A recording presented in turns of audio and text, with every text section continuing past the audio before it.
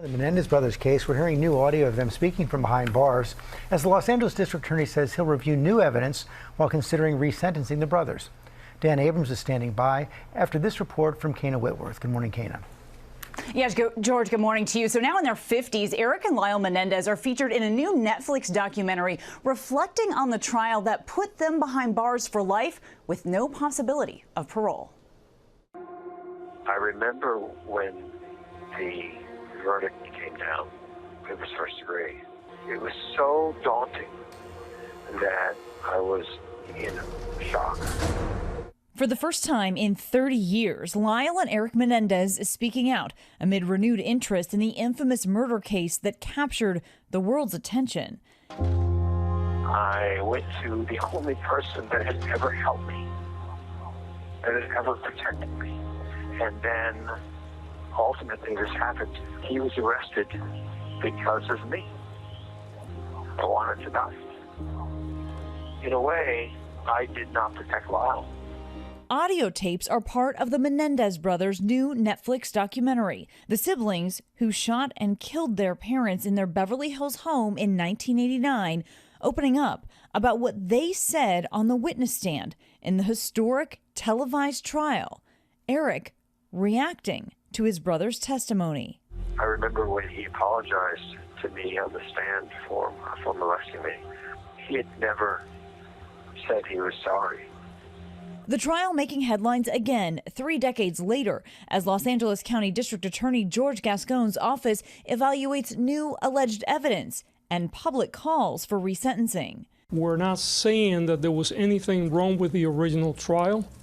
We have been given evidence. Famed defense attorney Mark Garagos claims Erik sent his cousin a letter detailing the abuse 9 months prior to the murders. Garagos also says a member of the popular 80s boy band Menudo, Roy Rasulo, says he too was molested by Erik and Lyle's father in the family home. Adding to a growing call for the alleged abuse the boys suffered at the hands of their own father to be reevaluated, they claim it went on for years and that they feared for their own lives.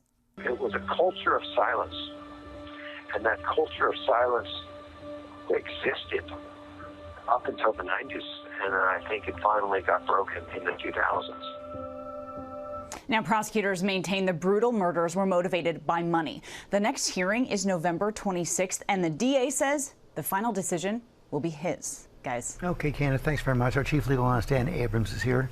What's the DA doing here? Right. So I don't quite understand the timing, right? The DA is coming out now saying, well, we're going to evaluate this. This motion by the defense with this new evidence came out in May of 2023. Why now? Why now? Because of the documentaries, because of the evidence that's come out, that came out previously. It's because of the attention on this. And the DA comes out and says, well, we're going to evaluate this. We're going to look into it. What could possibly be taking this long after their habeas petition was filed in May of 2023 with all the new evidence? It starts to feel a little bit political because, again, this hearing is going to occur after their local elections there. And this all happened decades ago, 1989. There's support now, and in a very different way for the Menendez brothers than there was back then. Yeah, and I think that's because the claims of abuse are starting to seem like they were true. And remember that in the first trial, where there were 2 hung juries, 2 different trials, they actually presented their evidence of abuse. It seems some of the jurors believed it. In the second trial, they were largely not allowed to make those claims of abuse, and they were convicted.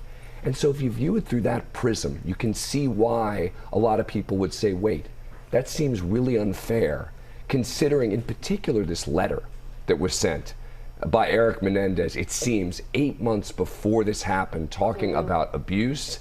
That sure does seem to support the brothers' claim that this is exactly what happened. So Dan, what's next? Well, the next question is going to be, are you talking about a possibility of a new trial? Are you talking about a resentencing? Are you talking about the case being thrown out? I think the only likely scenario is a resentencing. They're not going to have a new trial of the Menendez brothers, and I also think their conviction's not going to get thrown out. But I think that that's a very likely possibility here, is that they get resentenced and potentially freed. We will see what happens. Yeah. All right, Dan. Our thanks to you as always.